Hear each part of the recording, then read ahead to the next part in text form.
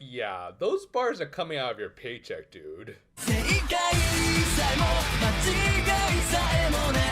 Continuing right from the last episode, Mr. Chun revealed to the Sword Eyes what had happened at the castle and Bringer's capture. Though what really mattered to him, rather than his son's friend's droid being forcibly detained by their factious leader, was the fact that he messed up his business transaction. Yeah, kind of thankfully, we wouldn't have to see much more of this guy after this episode, as even good boy Sewell decided to choose his friends over his new overly entitled family. A good character moment for both Sewell, showing that he understood that he wouldn't find the true meaning of what it means to be a human with a family that saw him more as a convenient tool or a pet, and even kind of Mr. Chun, who, while he was being a rich putz, at least he didn't force Sewell to stay with him, and again showed that he was a product of Atlantea's very hierarchical society that put prestige over everything else. But enough of that gripping social commentary. Here's some comedy of Tsurugi trying to save his friend, even though the palace had electrified barriers around it. Granted, they did regroup and tried to figure out a way to save the robotic Nakama, but as Hakua kind of rightfully put it, it wouldn't be easy, and maybe not even worth it in the end. Fortunately, Kizakura had some ideas that just so happened to involve the pessimistic ice vendor. As I keep saying, Kizakura, you're not Yukari, you're Liko.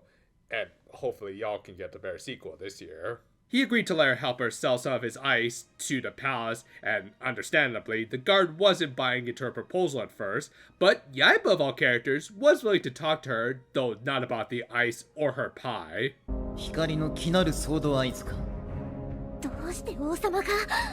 probably wants to talk to you about making a baseball team. Actually, he did want to talk about a ball, though not of the base type, but rather the one that was stuck in her staff. Yeah, he was familiar with it for some reason, but Kizakura wasn't willing to talk and was more interested in Bringer. Thus, they agreed to a battle with Bringer's freedom on the line versus Kizakura's intel about her Linkle Stone. It was a pretty solid fight, with both players managing to get out their key spirits, and Kizakura gained the early advantage thanks to a nexus that let her draw every time she dealt damage to the opponent's life. However, she again unfortunately couldn't take full advantage of her spirit's awesome bounce effects, as the Midnight Sun could prevent its user from being affected by yellow spirit effects, and Yaiba kept to just having one spirit on the field so that nothing else could be bounced back onto his deck. This in combination with his double -9 tail combo of having one replace the other made this battle a bit of a foregone conclusion. A solid effort and everything, but of course the female lead is never allowed to beat the show's main rival. With that, Kizakura was forced to talk about where she got her jewel from, which as it turned out, she got the whole staff and even her key spirit all from one traveling musician.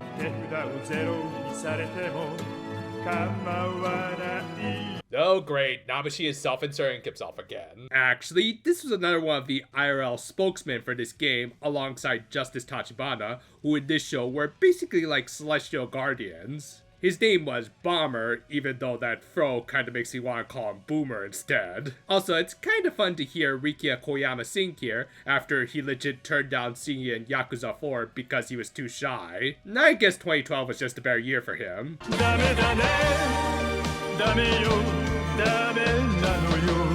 Anyway, having gotten all he wanted out of her, Yaiba let her leave the palace peacefully. Though, just before Kizakura left, her counterpart Sword Eyes, Amorello, had her own questions about the Guardians, and if she knew anything about them aside from Boomer. She didn't, so the episode ended with a dozen new and kind of intriguing questions being raised about everyone's connections with the Guardians. That said, there might have been some connections that we were better off not seeing being made.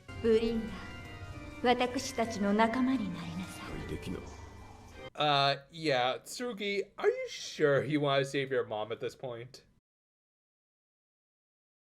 Interestingly, the following episode replaced Tachibana with Boomer for the usual intro, which, considering the narrator was also Rikia Koyama, made it a double Ricky. What are you doing with my clone? It's okay. Anyway, 20 opened with Brow doing his rather thorough morning routine. Like, I'm not surprised this dude works out, but giving himself a manicure? I gotta respect the boy that dude for making himself presentable. But yeah, we were finally going to get an episode spotlighting this guy and his connection with Bringer. at the same time, the Sword Eyes were thinking of plans to rescue him with some hecklers on the sidelines. 分解されているかもしれない Speaking from first-hand experience, I take it. That said, Hakuo would end up offering up his services when Hagakure decided to go on a reconnaissance mission. Meanwhile, the Eyes of Darkness ended up having some interesting conversations with their captive, with each providing their own theories as to why their counterparts were so determined to save the droid. Amarello, being a Dami-Mami, of course saw it as a master trying to take back their slave, while Rivori believed that Tsurugi saw him as his property that he had become too attached to, said the Gel to the black robot. Again, nice little bits of characterization that showed that each of these villains had their own perspectives, and like villains, they were planning on reprogramming the droid for their own purposes should he lose a battle because card game anime. Yeah, they said they wanted to weaken Ringer, but we all know it was more just an excuse to get these two to fight. Back with our protagonists, they were more focused on the comedic side of things, with Hakua totally ripping off Agakure with his lousy infiltration gear that failed each time. Ironically, and hilariously enough, the only thing that actually worked was a freebie item he got in the form of some of his ice that managed to freeze up the sewers, but was likely also going to cause some nasty problems for anyone who is going to use the bathroom later. And as for the battle of this episode, it was much better than the previous one, as not only were we introduced to some new cards with Brow's deck, but also it wasn't obvious who was going to win at first in this battle between two characters whose decks we're not too familiar with just yet. Moreover, this is another one of those thematically rich fights as we learned about Brow's backstory. Not too surprisingly, the huge scar on his face came from when he tried and failed to stop Bringer from originally escaping with baby Tsurugi. The incident had left him with both physical and moral stigmas, as his family had served in Atlantea's military for generations and had especially high expectations for him after he had developed his sword eye early on. However, the wounds that Bringer had left on his face would act as a permanent reminder of his failure and the disgrace he had brought to his family, not that the droid himself even really cared. だが一つだけ理解できた。逆恨みというものだ。I really like the character work here, as while the story itself isn't anything complicated, basically a knight and his honor and all that, it is the emotions that really sell it. From the protagonist callously dismissing what he had done to him, to Brow selling his anger through his actions, and especially his blue deck. Yeah, while his deck was also water-themed, like his counterpart in Sora, he focused more on winning through crippling power plays rather than getting a technical victory through deck destruction. 異界神ディストラクション召喚 Thus, not only was his key spirit a beefy leviathan with strong destruction effect, he also had smaller spirits that negated effects like restanding during battle, which was one of Bringer's main plays. This is all meant to line up with his characterization of succumbing to depression after failing to stop Bringer that had sent his heart to the bottom of the ocean.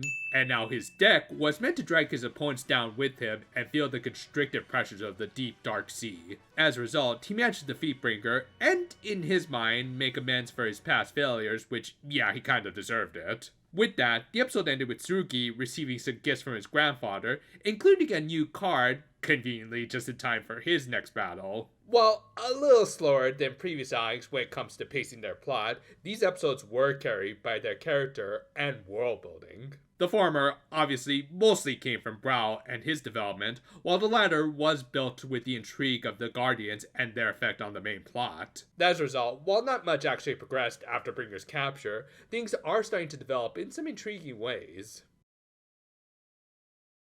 19 was definitely the lesser of these two episodes, as the main battle was a bit of a foregone conclusion, as even Kizakura admitted that she had kind of acted impulsively in trying to rescue Bringer. It still did act as a decent character moment for her, and more importantly, did start to build up the Guardians and their role in the story, as the guys sang a lot of things in motion for the story by giving the Sword Eyes their cards, like Tachibana being heavily implied to have given both of the princes their strongest cards. However, the real standout of these episodes was Brow, who on top of just being a total badass, came off as a good example of an honorable villain type, being someone who was an unfortunate casualty of the good guys. Not to say what Bringer did was wrong, as it was a war and he was just caught in the crossfire, but it did make his lashing out at him understandable, especially when his enemy wasn't programmed for sympathy. Hell, even some of the smaller bits of characterization from the villains and their thought processes were interesting to see. And while the protagonists did take a little bit of a backseat in these episodes, they did still provide some good comedy between Hagakure and Hakua,